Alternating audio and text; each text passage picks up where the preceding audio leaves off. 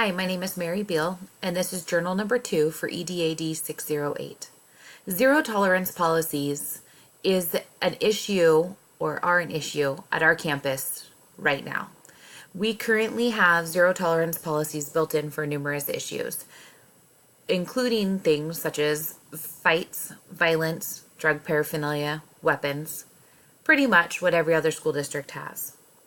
What we don't have are some supports to deal with behaviors in other types of ways. We have a generation of teachers that are very different than one another.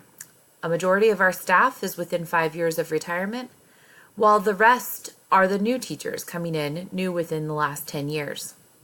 Our philosophies are very different. Zero tolerance policies have a time and place in education. There are certain things, especially those things that break the law, that are zero tolerance policies. Selling marijuana on campus, for example, a zero tolerance policy. Bringing a weapon on campus, again, a zero tolerance policy. However, things such as disruptive behavior, willingly defiant behavior, in addition to repetitive behaviors, have all become zero tolerance, leading to suspension or sometimes expulsion, depending on the frequency of use. I do not believe that this is beneficial for students or educators in any way. A book that I have quoted often in this course, called Don't Suspend Me, offers a variety of resources for educators and administrators to use as an alternative to suspension. These behaviors or these consequences focus on restorative, reflective, and informative practices.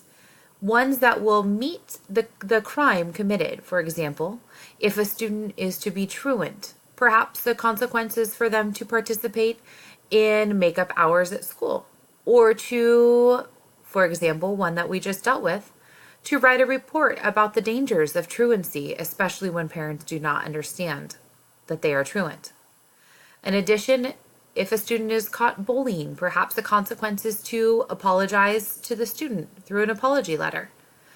Having students take ownership of their actions, learn from their actions, and thus restore them back into the population of the school where they're going to receive the best education.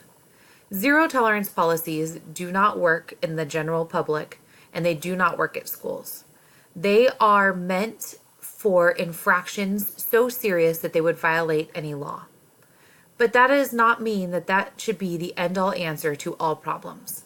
We need to turn our focus away from zero tolerance to being more tolerant and accepting students' backgrounds, behaviors, especially those learned behaviors, and how we meet the needs of the students at the level of their need, and not just treat the symptoms, which tends to be the poor behavior being exhibited by them.